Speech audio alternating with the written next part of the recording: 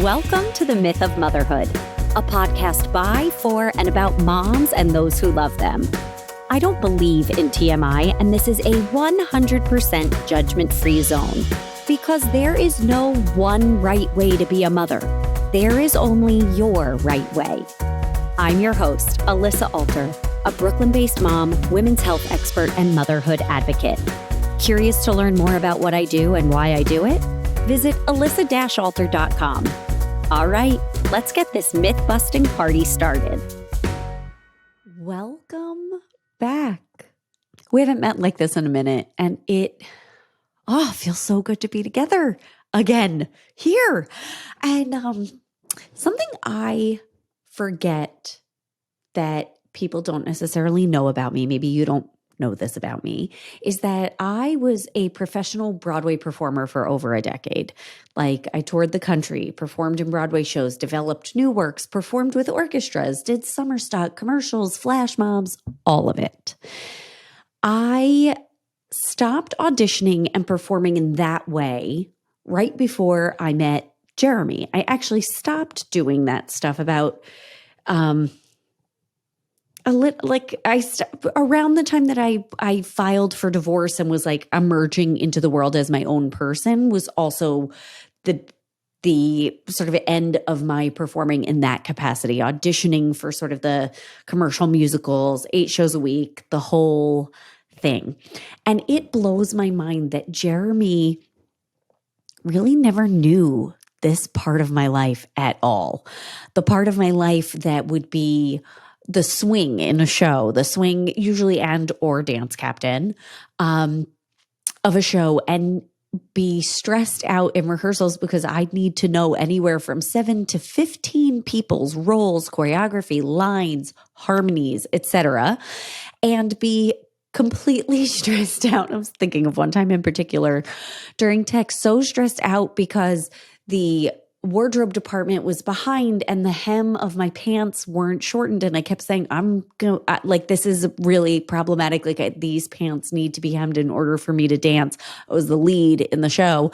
And I ended up doing a full out, hit the deck, full butt spin, opening night of White Christmas, downstage front and center, playing Judy Haynes in front of a sold out audience. Or the part of my life that got just completely lit up when I got to help choreograph shows, when I worked as an assistant or associate choreographer. And this was always my favorite part because I got to be a part of the creative process and actually create. When you're in the cast of a show, especially as a dancer, in any capacity, rehearsals are a creative process for the creative team, not you, right? Like, you as the dancer, you do as you're told.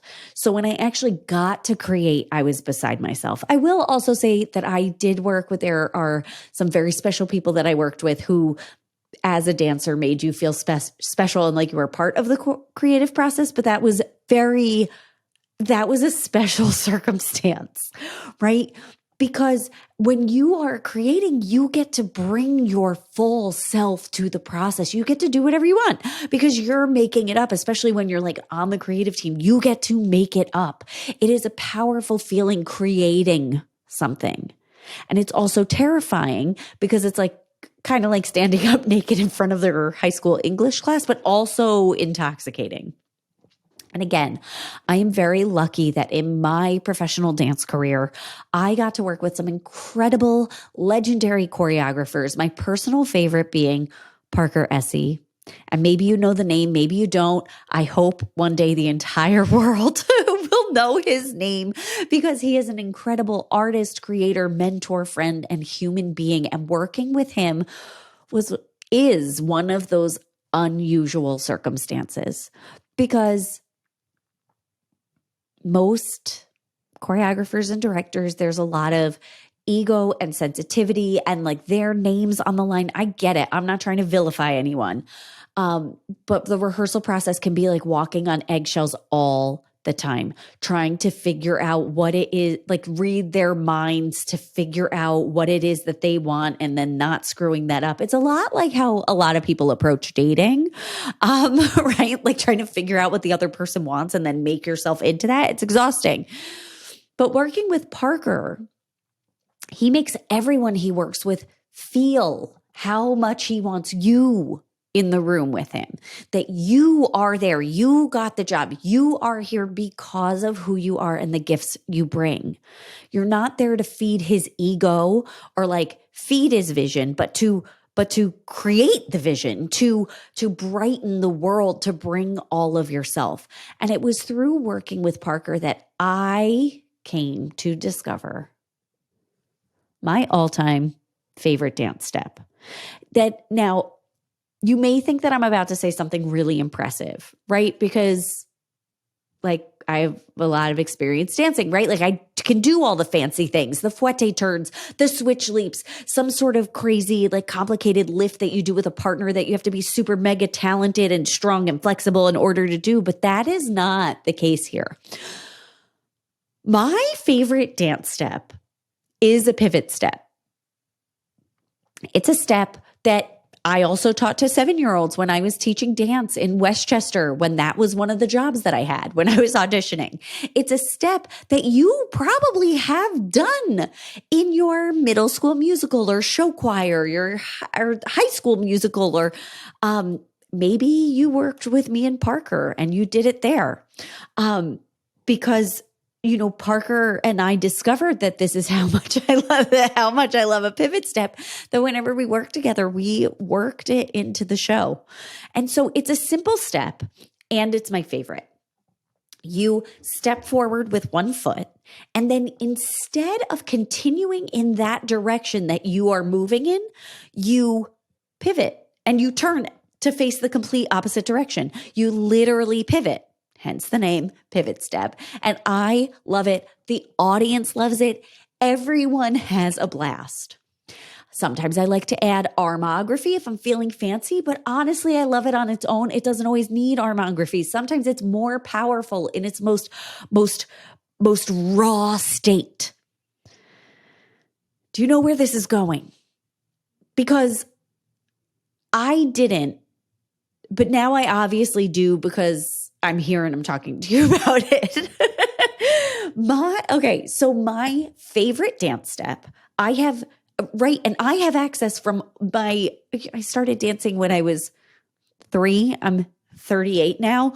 That's 35 years of dance training. I've done a lot of steps. I have a big library of steps. My favorite step is the pivot step. And yet I still get my knickers in a twist every time I need or want or have to pivot in my life. And it's my favorite dance step, and I get all bent out of shape about it, right? Every time I want to make a change, or I need to make a change or an alteration, right? I get all bent out of shape. Listen, I talk about this a lot, right? I teach about this. I coach people around this. Like everything I do is about this. And I'm not immune to it either. In fact, I have skills at handling this because I'm constantly handling this garbage also. Okay. So anyway, I really can't tell you how, like, the level of mental gymnastics that went on in me in making the decision to start releasing episodes again here at Myth of Motherhood and press pause over at Alter Your Life, the podcast. I was so worried about what you would think. What did I think? What does it mean if I do this? And I kept coming back to the word pivot. And I mean, that also could be completely influenced by, like, we've all been talking about pivoting since like lockdown. But the word pivot kept popping into my head. And then obviously I'm thinking about the dance step. And then I'm giggling and like laughing at to myself, like, Alyssa, what's your damage? It's not that deep. Do the freaking pivot. Do the pivot. If my body wants a pivot step, I'm going to do the pivot step. And if And if I'm feeling a need for a pivot step, the audience is probably feeling it too. That's you, right? And even if you aren't feeling it and I do this pivot step and it's like wildly unexpected, honestly, even better. So here we are together doing pivot steps. And like, which is a change of direction, but pivot steps are also very much part of the choreography and moving the story forward. And that, my friends, is really what I'm all about, moving the story forward. I don't like being stuck. I do not stay stuck. It is not something that I can tolerate in my body, in my nervous system, in my life. When I realize I am stuck, I make moves. Hence why I literally wrote a book titled Unstuck, right? I don't do stuck. I move. I pivot. I do other dance steps. I move forward and I am moving forward now. This podcast, Myth of Motherhood, started and was born out of my holy rage from becoming a mother and feeling completely abandoned by everything. I have a wonderful support system and the privilege to access more support systems, and I felt completely discarded. I was traumatized by my birth experience and my postpartum experience and the transition into motherhood, which was quickly followed by COVID lockdown. And that could have easily been the end of the story. I could have remained stuck in that place. She was swallowed by lockdown, postpartum anxiety, and PTSD, and we never heard the end of it because I probably wouldn't have gone quietly. And I'm not going to shut up about it now, but I'm also not staying stuck in it either. I've been in therapy. I've been writing. I started dance class again. I wrote my new one-woman show about motherhood, and I'm pregnant again. I walked right back into the fire, but I didn't do it fearlessly. No.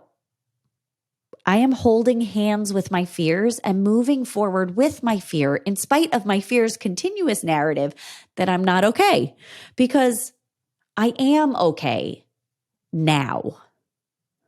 I am different now.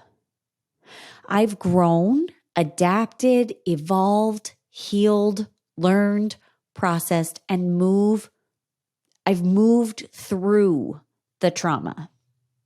I went through the discomfort zone, if you remember that episode, and now I'm out on the other side, getting ready to walk back into a whole new zone of discomfort. Because while I know that this pregnancy, birth, postpartum, and baby will all be different, I also know that it won't be easy because I'm not dumb. It's going to be really, really fucking hard. And I'm going to hate a lot of things about it and have a whole bunch of new things to complain about because it's all content, right? Thank you, Nora Ephron. May she rest in peace. So I also want to take this moment, right, where I've talked about how I could have gotten stuck, right, in this place of my birth trauma, of stuck in the PTSD, like in the postpartum anxiety. I'm very lucky that I found some words to ask for help when I felt completely I needed help. I literally said, help me. And then it was like, how? And I was like, I don't know, but help me. And I was able to find the help that I needed.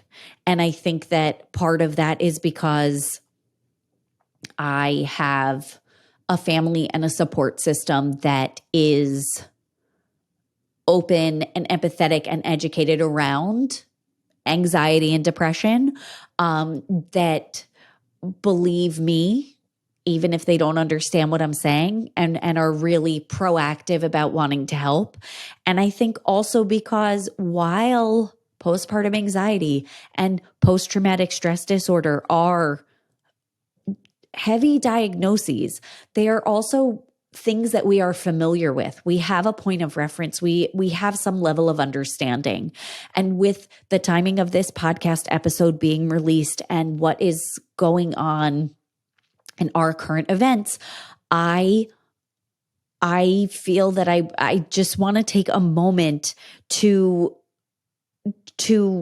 mention Lindsay Clancy, who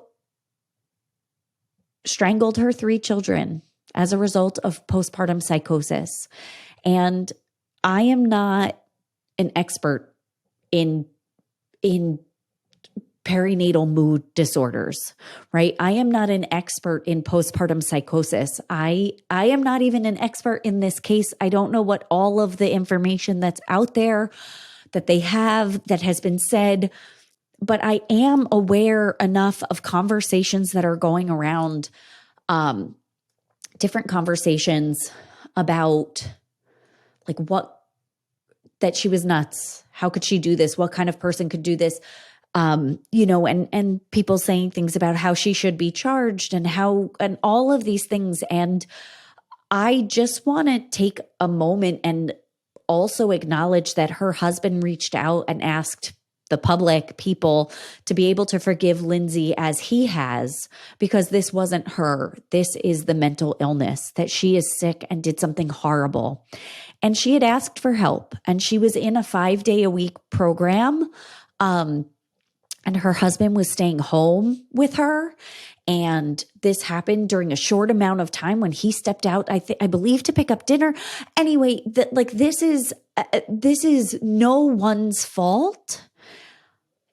And it, again, from where I am right now, it seems like an example of just what is possible and a symptom of us not having enough information and education and conversation about what honestly happens after you have a baby, what the possibilities are, that how many women have experienced this and their partners had no idea how to help them. They saw that something was wrong, but how many of us have been in that position where we're really miserable and really having a really hard time and we're not okay? Yet that narrative of everyone says this is the hardest thing and that it sucks, so I guess this is what it is. Or if I say it, people are going to think that I'm a bad mom, I'm a bad person, I'm failing, I don't want to show that, right? And how, just as taking this moment to just highlight how much we need to be able to speak openly and safely and honestly about what we are experiencing so that we can get the help that we need, whatever that looks like for each of us. Because we deserve it. And there's so much going on. And for so long, we've talked about next to none of it. And we're starting to talk about it, and we have to keep going. And I feel very, very lucky and very, very privileged. And I was going to say, I don't know if it's weird to say this, I'm proud of myself and my people that we didn't get stuck in that things didn't get worse than they had to be, that we found our way through the trauma, through the discomfort zone, and that I've gotten to the point where I am pregnant again. And I'm going to have another baby, because for a while, I didn't know if I would ever get here. And I recently spoke to a woman. I was interviewed to potentially be a part of a documentary about childbirth and PTSD, that diagnosis from a birth experience. And most of the mothers parents that this person interviewing for the documentary had met with did not go on to have another child. And I get it. I totally get it. I for a while was like, I don't know how else I thought I would end up. That sounds so negative. I thought that I too would make the decision to stop at one, even though that was never a decision. I always wanted 2 kids, but I have fought like hell. And I am now in this position where I am pregnant with our second, and I'm really excited. And again, like proud that we made it through. And we did not, Jeremy and I didn't do this fearlessly. I did this holding hands with my fear and moving forward and constantly reminding myself and my fear that we are okay now. It's different. It's different. We have grown, adapted, evolved, healed, learned, processed, and moved through the trauma. And yes, we are walking back into the fire. And I am not naive, and I don't think it's going to be easy. I know there's going to be a lot that I hate about it. I know I'm going to complain a lot, and I'm going to love a lot of things too. And so instead of all of allowing the swirling questions and the fear and all of that to take over as I pivot, I'm filled with joy knowing that I'm doing my best move, which is the pivot, right? It's my favorite dance step is this pivot, right? And so, and the thing that like, I think I've been thinking about with this like pivot step discussion is that a pivot step isn't just about what you're pivoting away from. Like, oh, I'm going this direction and now I am not going that direction, right? It's also equally about what you're moving toward. I'm going this direction and now I'm actually going to move over here, right? Yet it does require you to leave something behind. But a pivot isn't a bad thing, especially when it really is your true best next step forward, next best step forward, best next step forward, potato. Okay, so yeah, we're talking about the dance steps. We're talking about the pivot step right now. And yes, part of the inspiration of this is all of the pivoting in my life, pivoting back to Myth of Motherhood. We moved back to New Jersey, back to being that my husband and I, Jeremy and I, both grew up in New Jersey. Neither of us have lived in New Jersey again since before we left. Haven't lived in New Jersey since we left for college. And I'm also thinking about the pivot step because before we left Brooklyn, I started taking dance class again. And I've posted some fun videos on Instagram and in our private Facebook group, Moms Club. And there's some on my YouTube channel of me and my pregnant belly in dance class. And I really love it. Now, when I left theater right before I met Jeremy and sort of in the sort of next little time frame after my divorce, when I left theater and that more formal agreement I had with how I was showing up and performing in theater, I also I stopped dancing, which I mean, I think a break was necessary to change the dynamic, change the relationship, to reconcile my identity around dancing and separate from dancing, including dancing, just my identity in general. And to also leave behind all of the heavy baggage that comes from a lifetime spent training and being groomed as a dancer. And in doing so, in taking this break, I also, like, looking back, it's like I cut out a big part of who I am. Because whether or not I'm performing 8 shows a week in a gold bikini, thank you very much, 42nd Street, I am and will always be a dancer.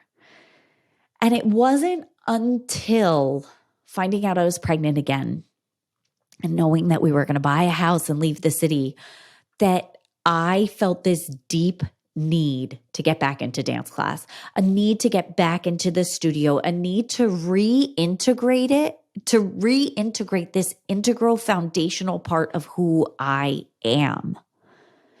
And what's been cool is that it is a remembering. This is remembering and reintegrating a part of myself, and it feels completely different. I am pregnant with my second child in the same dance studio that I danced in when I was also like gunning it for like final callbacks for Memphis on Broadway, right? Like, but my approach is completely different, and the joy and the experience of dancing and being in my body is completely different. And it makes me like, I really am faced with how I feel that becoming a mother to me feels like a huge, huge expansion of who I am as a person, who I am as a creator, who I am as an artist, and what I'm capable of. And when you expand and grow like that, when you pivot, when you're facing the new thing, right? You do have to leave other things behind, things and parts and pieces and beliefs and people and dynamics that don't fit anymore, that don't fit in your new and expanded world. And I think that right now there's a big part of me that is scared of what I'm going to have to leave behind in order to expand further with this new baby. I've also expanded and grieved and lost enough in my life to know that whatever has to go, has to go. And it really and truly is for the best. And I get to grieve that as much as I need to for as long as I want and need to. And so I think it's been paramount that I connect to this part of myself again, because there is a chance that this is one of the pieces I lose. I mean, I maybe not completely and maybe not at all, because it is such a part of me, but certainly the way it looks now. And I really don't, again, I don't think that I'm going to lose this part in particular, but maybe it's because I know that I'm going to lose some of the things that I feel like I need to connect to now, or I'm going to lose parts of this that I want to remember later. And I feel a desperate need to connect more with the deepest parts of myself right now. I feel a need to connect to this very, very deep, intense remembering. It's a type of centering in myself, so that when, not if, when other things explode, fall apart, fall away, I know where the core of myself is. Because if I can hold my center, if I can hold my core, the rest of me will fall into place. And I know that from experience. I know this from experience. And literally, I know that from Pilates and biomechanics and how our bodies work, and from telling you 1.5 million times to know where your vagina is pointing for this very reason. Because if we can connect to our center, our alignment, our powerhouse, where our vagina is pointing, our pelvis, our pelvic floor, right? If we can align these more like the very, very center, the rest of the pieces can fall into place. They can find their way home. So here we are. Here we are together doing pivot steps, finding our centers, exploding, expanding, coming home, reconnecting, remembering, and loving it every step of the way. Okay, maybe not every step. I'm not going to tell you how to feel about the journey.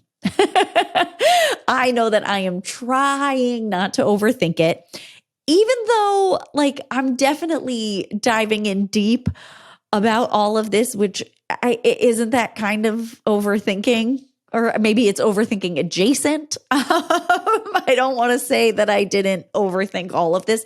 Maybe that's what this entire episode is.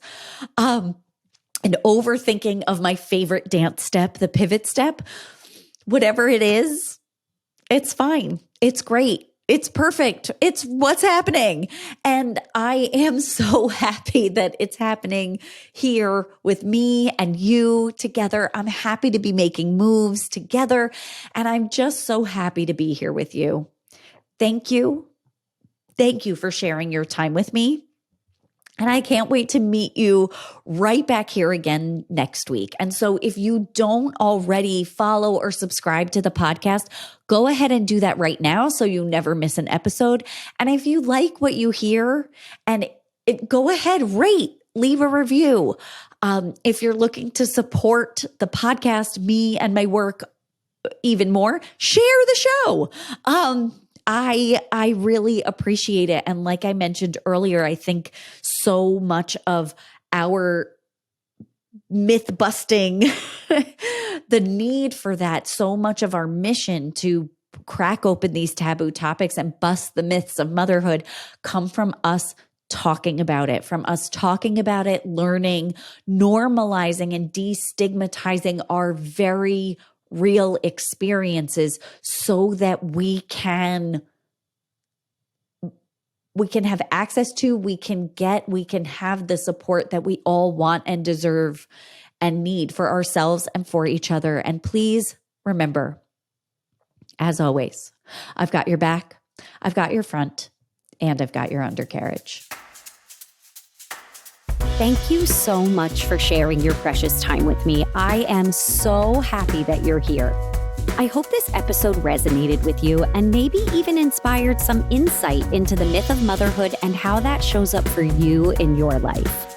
If you found yourself nodding your head along with this episode thinking, oh my God, did Alyssa read my journal? Or I feel so seen. Or even I'll have what she's having. You can. Check out our incredible community over in the private Facebook group Moms Club and visit me at alyssa-alter.com to download your free guide to the 20 things no one tells you about pregnancy and postpartum. Remember, there is no one right way to be a mother. There is only your right way. See you next week.